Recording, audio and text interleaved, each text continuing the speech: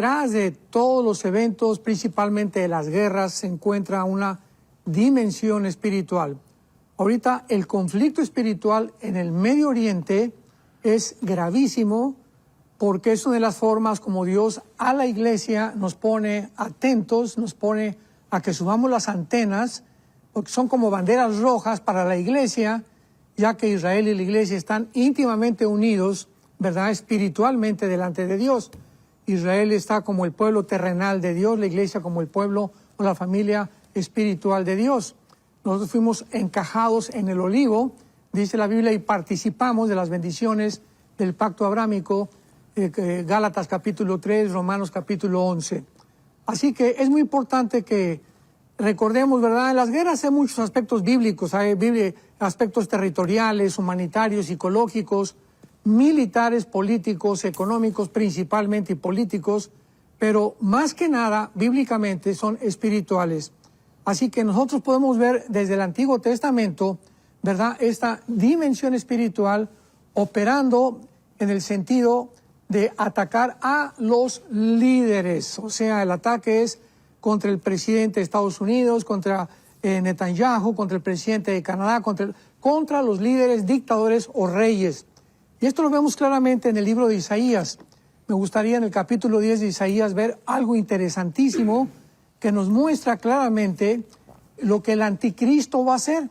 Y esto lo podemos ya aunar con lo que está sucediendo, y cuando unimos estas piezas del rompecabezas, pues tenemos un panorama un poco más específico, más claro, para que podamos nosotros entenderlo. Por ejemplo, dice en Isaías capítulo 10, versículo 13 y 14, hablando del anticristo, porque dijo, con el poder de mi mano lo he hecho, con mi sabiduría, porque he sido prudente. O sea, esto es lo que el anticristo está hablando y lo está repitiendo aquí la Biblia, que es lo que él va a decir. Quité los territorios de los pueblos y saqué sus tesoros, derribé como valientes a los que estaban sentados, y halló mi mano como nido de riquezas de los pueblos, y como se recogen los huevos abandonados, así me apoderé yo de toda la tierra, y no hubo quien moviera ala, ni abriese boca, y graznase. Vemos nosotros que la entrada del anticristo en el mundo es, ¿qué cosa? Apoderarse completamente de toda la tierra.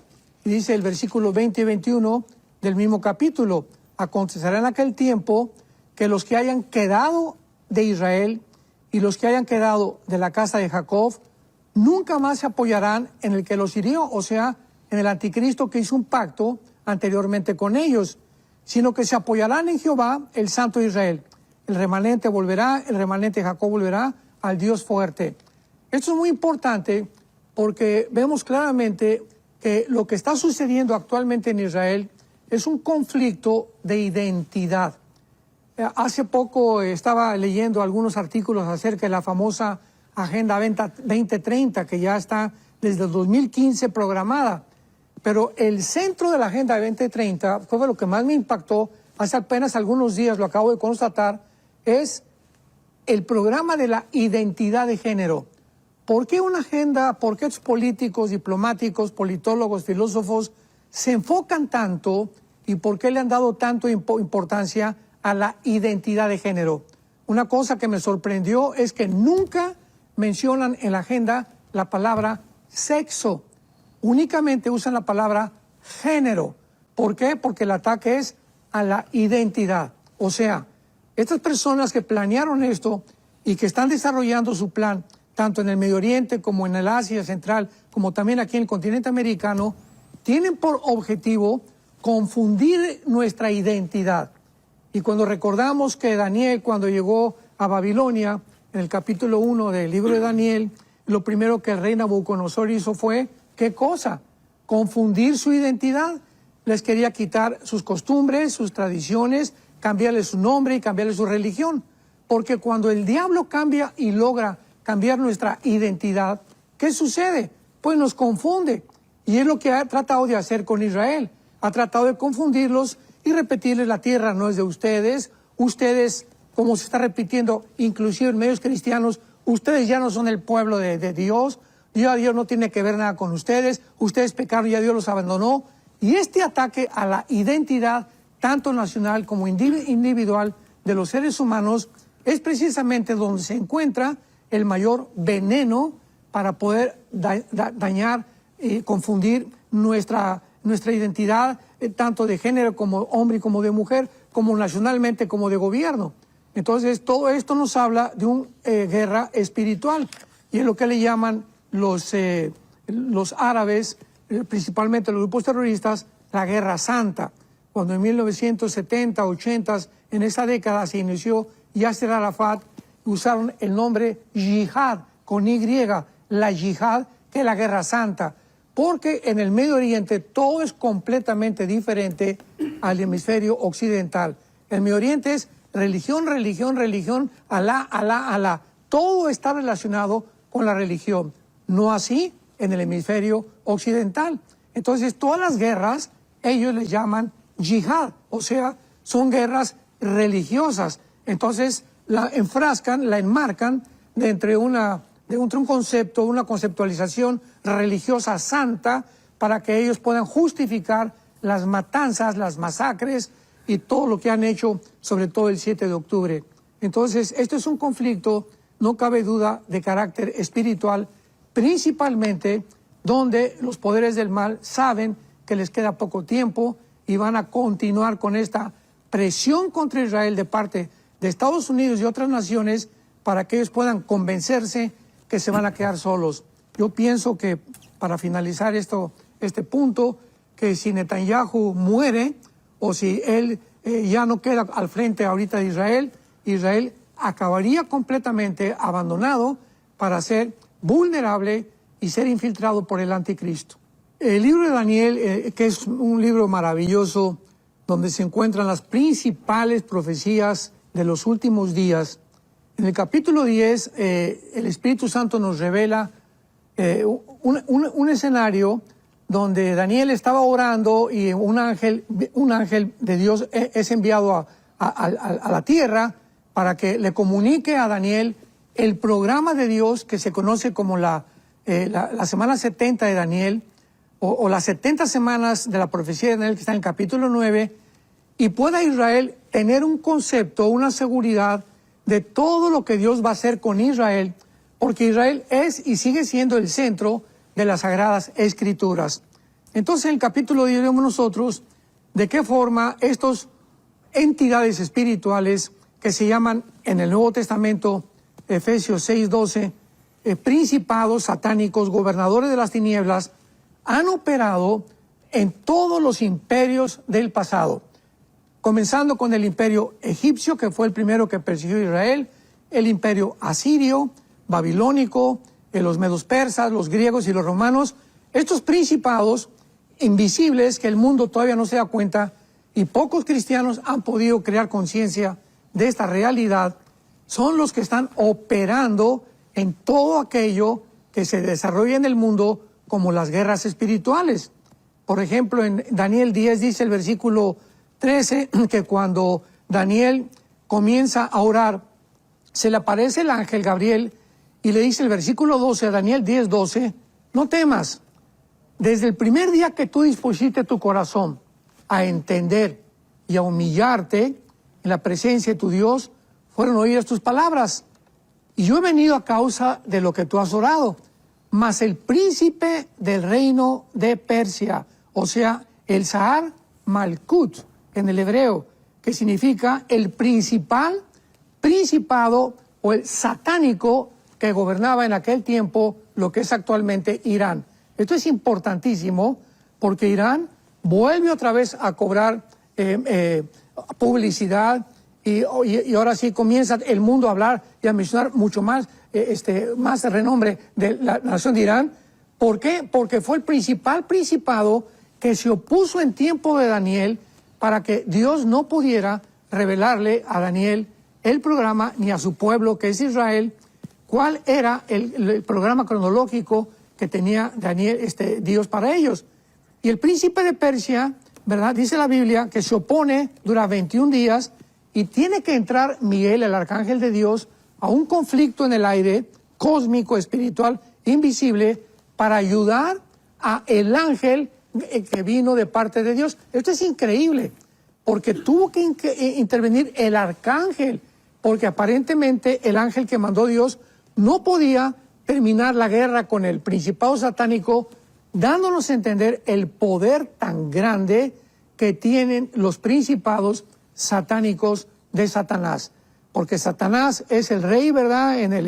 Allá en el área espiritual de maldad, le siguen los príncipes, que son los principados satánicos, los gobernadores de las tinieblas, y los demonios, que son los que hacen el trabajo sucio, o los soldados. Así que estamos nosotros ante un conflicto muy, muy grande en el mundo, porque si Israel ahorita es el centro de la atención, porque lo es, ahorita todo el mundo está con los ojos en el Medio Oriente. Qué interesante que la Biblia otra vez lleve al mundo secular a poner la atención en el Medio Oriente, porque ahí se vuelve a centrar otra vez la guerra espiritual, la que podemos nosotros discernir y ser dirigidos mientras pongamos atención en este tiempo que nos encontramos en las profecías bíblicas. Es importante recordar que pasaron 2000 años en el exilio de Israel, desde el año 70 después de Cristo hasta 1948, 2000 años donde Israel no tenía soldados, no tenía ejército, no tenía tierra. Y en 1948 se vuelve a unir otra vez Israel y se levanta un ejército de las armas paganas y de contrabando que les dieron en el 48 a algunas naciones para luchar contra las naciones árabes que los atacaron en el día de su independencia, el 14 de mayo de 1948. Pero en la antigüedad, toda la historia del Antiguo Testamento son guerras. Y esto es importante para nosotros como cristianos. Las guerras de Josué, las guerras la primera guerra, por ejemplo, Abraham, en el capítulo 14 del libro del Génesis, tiene una guerra contra el príncipe o contra uno de los reinados de Irán en aquel tiempo. Esto es increíble. O sea, el primero en entrar en guerra fue Abraham, ya peleando para defender la tierra. Pasó el tiempo, se formó la nación de Israel y se forma el ejército con Josué, donde entrenan el libro de los jueces, y todos son guerras porque Dios nos enseña que lo que enfrentó Israel terrenalmente, físicamente, en el Nuevo Testamento es espiritualmente. O sea, nos preguntamos, ¿de qué nos debía saber nosotros las guerras del Antiguo Testamento? Porque ilustran las guerras espirituales del Nuevo Testamento. Ahora ya no tenemos lucha contra sangre y carne, Efesios 6:12, como la tuvo Israel. Entonces ahora nuestra lucha es espiritual. Y si nosotros no sabemos pelear como peleó en el 48 Israel, se levantó y se sublevaron a el ataque que querían aplastarlos otra vez, la iglesia va a pasar exactamente lo mismo. ¿Por qué Israel no ha podido ser vencido? Porque existe Dios, y existe Dios porque existe Israel. ¿Y por qué existe la iglesia? Porque las puertas del infierno no prevalecerán contra nosotros si nosotros nos levantamos como Israel en el 48, que después de 2000 años se vuelven a subir al caballo, vuelven a tomar las armas y han tenido ahorita más de 73 años que no dejan las ametralladoras ni los rifles. Así que nos encontramos los cristianos también en un punto donde si dejamos de pelear y si olvidamos cuáles son nuestras armas de la luz y nuestras armas espirituales, vamos a ser derrotados. Y la Biblia nos muestra claramente que la iglesia va a terminar en la apostasía. Va a haber un remanente, como lo hubo en el Antiguo Testamento, de muy pocos judíos que obedecieron, y es el remanente que va a ser salvado también al final de los días. Y de la misma forma en la iglesia hay un remanente. En todas las iglesias del mundo hay un grupo muy pequeño de cristianos fieles que saben cómo pelear la guerra espiritual y son los que van a sobrevivir. Los demás cristianos van a ser pisoteados, principalmente porque de cristianos no tenían absolutamente nada más que el nombre. Iban a la iglesia el domingo, iban de vez en cuando y gritaban y buscaban emociones y buscaban sentir a Dios. Nunca tuvieron una comunión con Cristo, nunca siguieron a Jesucristo realmente a través de la Biblia, y son los cristianos que van a caer y están cayendo ahorita como fichas de dominó. Por ejemplo, en el capítulo 14 del libro de Isaías, versículo del 12 al 14, nos habla claramente de la caída de Lucifer. que significa la lámpara o la luz de la mañana o el que alumbra. Dice, ¿cómo caíste del cielo, oh lucero, hijo de la mañana? Cortado fuiste por tierra, tú que debilitabas a las naciones. O sea, desde el principio, desde la caída de Lucifer, el blanco han sido las naciones. ¿Por qué? Porque es más fácil a Lucifer controlar a un hombre, a un gobernante, o a un dictador, o a un rey, que a todo el pueblo. Porque si controla al gobernante, el gobernante en las manos de Lucifer, puede Lucifer tener el control del pueblo también. Entonces, esto es lo que ha pasado en el siglo XXI también.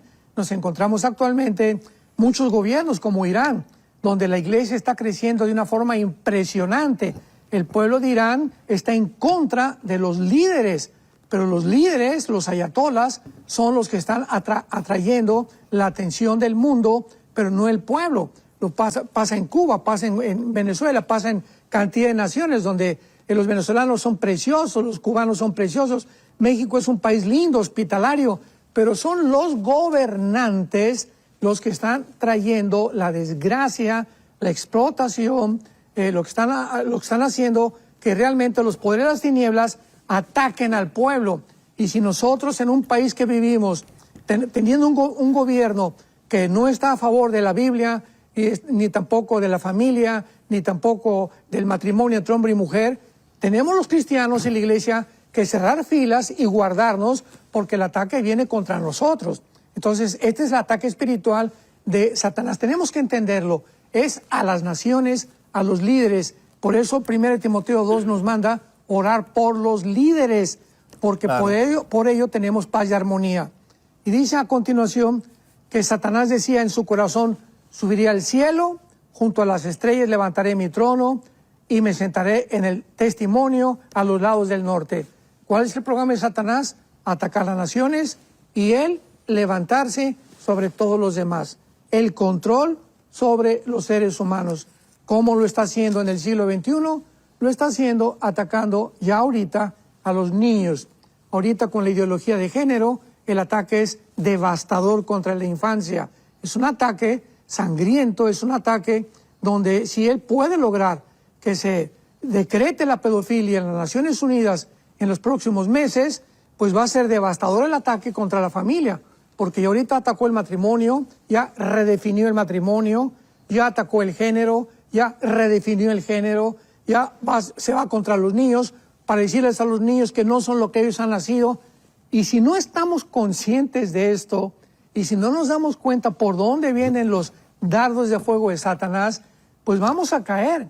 Entonces tenemos que estar protegidos para entender otra vez que si no ponemos nuestros ojos en lo que pasó, por ejemplo, el 7 de octubre con el ataque de Hamas que acabas de mencionar, fue un ataque sangriento y devastador que nos habla que si rompieron las barreras los grupos terroristas y entraron a Israel, la nación que supuestamente está protegida por Dios, es porque bajaron la guardia. ¿Y cuál es el mensaje a la iglesia? Que nosotros, el que piensa que está firme, mire que no caiga. ¿Por qué caen muchos? Porque creyeron que estaban firmes. Olvidamos ya nuestras devocionales, nuestra lectura de la palabra de Dios, nuestra relación íntima con nuestra esposa, que tiene que ser santa a los hijos de Dios, transparente, no engañosa, como dijimos en otro programa. Y todas estas cosas nos hablan que igual que como se viene contra él, se viene contra la iglesia. Así que esta es la relación que existe, que no se puede hacer a un lado ni marginar, porque es paralelo lo que le sucede a Israel a lo que le sucede a la iglesia. Desde el primer imperio y todos los principados, todos los imperios que se han levantado, repito, asirio, egipcio fue el primero, asirio, Babilonia, Medo-Persa, Grecia, Roma, todos atacaron a la nación de Israel. ¿Coincidencia? ¿Accidente?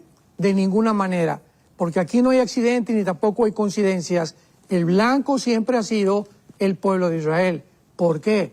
Porque es el pueblo que Dios escogió para que a través de ellos sus propósitos, sus valores morales y espirituales pudieran ser difundidos en las naciones occidentales que somos nosotros.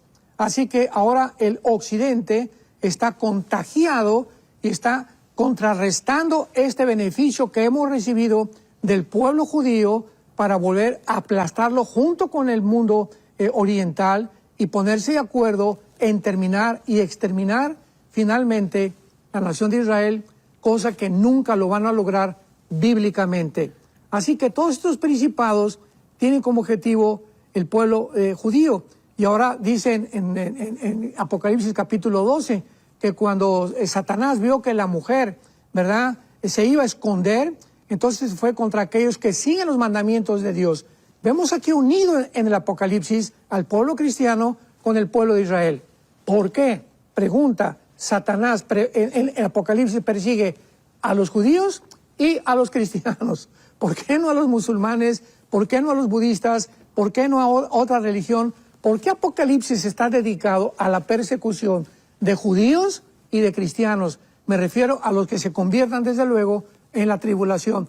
Porque es el mismo odio, o sea, él sabe que estamos completamente unidos, tenemos la misma Biblia, tenemos el mismo Mesías, por supuesto, los que ellos han aceptado como a Cristo como Salvador, y tenemos el mismo fin. Vamos a reinar juntamente en el reino milenial. La primera promesa de Dios, Génesis 3:15, fue a la mujer. Tu semilla, o sea, la semilla de la mujer, va a ir en la cabeza a la semilla de la serpiente, Nahash, en el hebreo, que significa un ser de luz, un ser resplandeciente. Y la palabra que se tradujo serpiente en Génesis 3, Nahash, en el hebreo. Y la semilla de Satanás iba a herir en el calcañar o en el tobillo a la semilla de la mujer. Entonces vemos nosotros que cuando oyó Satanás esto, que venía una descendencia humana a través de la mujer, y que a través de esta descendencia humana, genéticamente hablando, vendría el Mesías, el Salvador, el que iba a darle el golpe final a él, Satanás se enfoca completamente en el Antiguo Testamento en la descendencia genética de la mujer. ¿Y qué cosa hace? Llegamos a Génesis capítulo 6, donde la Biblia nos muestra que hay una invasión de principados satánicos contra las mujeres. Esto es muy debatible, ¿verdad? Porque muchos han dicho que pues los hijos de Dios no son los hijos, no son los ángeles caídos, sino que son la descendencia de Caín, etcétera, etcétera. Algo que es imposible, porque no se puede ni sostener teológicamente ni tampoco bíblicamente, ya que los hijos de Dios es el término Ben Elohim, que en todo el Antiguo Testamento se refiere a los ángeles, y principalmente a los ángeles caídos, principalmente en el libro de Job. ¿Qué hacen estos ángeles caídos? Tenemos que abrir los ojos y darnos cuenta del poder tan grande que tienen de poder ellos intervenir la genética.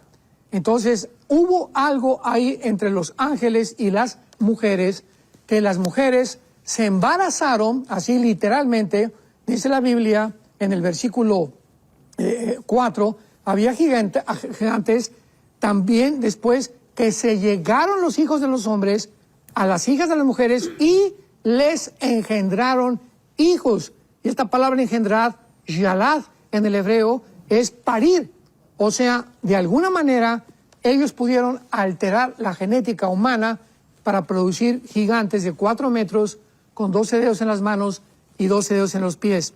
Esto es el primer ataque genético para tratar de impedir que naciera genéticamente el Mesías, cosa que pues no lograron.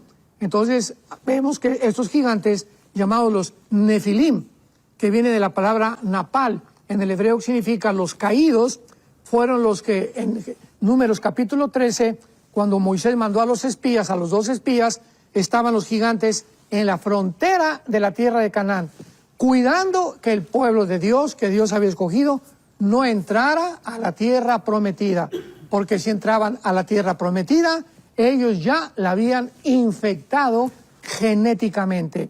Todas las tribus cananitas estaban infectadas genéticamente por los Nefilim.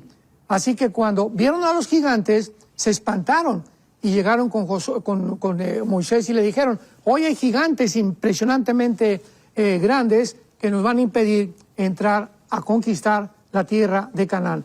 Y así todo el Antiguo Testamento vemos que estos gigantes o estos Nefilim vivieron en este planeta 1000 años. El que los acabó, segunda Samuel capítulo 21 fue el rey David. El rey David mató a Goliat, nos acordamos que tenía 4 hermanos más y que era de Gaza, donde está actualmente el grupo donde vienen los filisteos y están ahorita los de Hamás. Qué interesante es que el mismo lugar geográfico, el mismo territorio geográfico, sea el mismo que se está repitiendo en el siglo XXI, donde viene el ataque contra Israel, porque el mayor ataque en el Antiguo Testamento contra los judíos fue de los filisteos. Entonces vemos nosotros de qué forma David acaba con ellos, y ahora hay un versículo muy, muy interesante en Isaías capítulo 26, que siempre me llamó mucho la atención, de estos misterios maravillosos que están encerrados en la Biblia y de estas cosas tan profundas que la Biblia tiene, porque tengamos cuidado cuando ya creemos que todo lo conocemos y que si yo en el seminario no me lo enseñaron, bueno, pues entonces no está en la Biblia. Hay que seguir leyendo la Biblia, por el amor de Dios, es la mente de Dios. O sea, no nos pasaría ni 500 años en poder comprender las maravillas que Dios tiene para nosotros. Veamos lo que dice Isaías 26, versículo 14. Leámoslo con mucho cuidado. Esto es muy interesante porque esto nos muestra el origen de los demonios. Porque los demonios es un misterio que por mucho tiempo se ha debatido de dónde salieron. Sabemos que los ángeles creó Dios, pero los demonios, ¿de dónde salieron? Dice así: muertos son, Isaías 26, 14, muertos son, no vivirán. Han fallecido, no resucitarán, porque los castigaste y destruiste y deshiciste su recuerdo. Esta palabra muertos o fallecido es la palabra Refaim, con PH intermedia, que es el nombre de los gigantes en Deuteronomio, en el libro de los Números, en el Antiguo Testamento. Los refaitas eran los gigantes en el Antiguo Testamento, o los nepilim en el original hebreo, pero es la tribu de los refaitas que eran gigantes. Qué interesante que nosotros sabemos que todos vamos a resucitar, ¿verdad? Los buenos y los malos vamos a resucitar. Pregunta: ¿a quién está refiriéndose el Espíritu Santo? ¿A qué personas, entidades que no van a resucitar? No resucitarán, y lo dice los refaitas. O sea, cuando se mueren los gigantes que los mata David y dejan de existir, como era una raza híbrida, hay una posibilidad muy grande que los espíritus de esos gigantes, que eran la raza híbrida, que no podían tener la salvación jamás, hayan sido y son actualmente los espíritus de los demonios. Y esto, ¿verdad? Pues ya están de acuerdo la mayor parte de los escatólogos, aquí en Estados Unidos, en Europa también. Esto es una posibilidad, no podemos asegurarlo, pero es una de las posibilidades más grandes que existen de que estos demonios hayan tenido su origen en los gigantes y por eso andan vagando sin cuerpo. Y esta es la razón por cual los ángeles y los demonios son dos entidades diferentes. Los ángeles tienen cuerpos, como vimos en el libro de Daniel, que se manifiestan, pero los demonios no tienen cuerpos. Necesitan animales o seres humanos para entrar en ellos y descansar, porque viven un tormento eterno por no encontrar reposo. Entonces hay que diferenciar, muy importante, que los ángeles caídos no son los demonios, son dos entidades completamente diferentes.